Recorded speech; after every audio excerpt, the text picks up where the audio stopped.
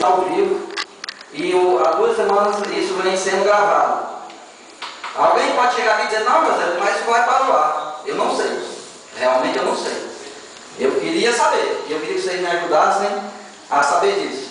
Queria que então, já que está sendo gravado, já que todos que estão aqui presentes, que convocar, se fosse convocado o representante da TV da gente, para, junto com nós, com os vereadores, resolver esse problema que está sendo assim um pouco desgastante para nós.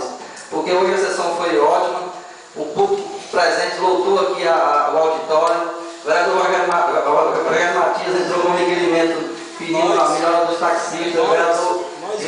Eu também subscrevi, né, vereador? O vereador José Almeida pediu aqui vários calçamentos e hoje temos representantes aqui do Correio que com certeza deveria estar sendo visto ao vivo aqui pela nossa população, e o PCdoB todo aqui, claramente de peso, o deputado Lula Moraes, que fez aqui uma palestra que a gente fica sem piscar o olho em ver ele falando, e o povo do Pacajus foi privado disso. Eu queria só demonstrar a minha indignação e queria pedir a todos a compreensão das minhas palavras e queria que isso fosse solucionado. Muito obrigado a todos.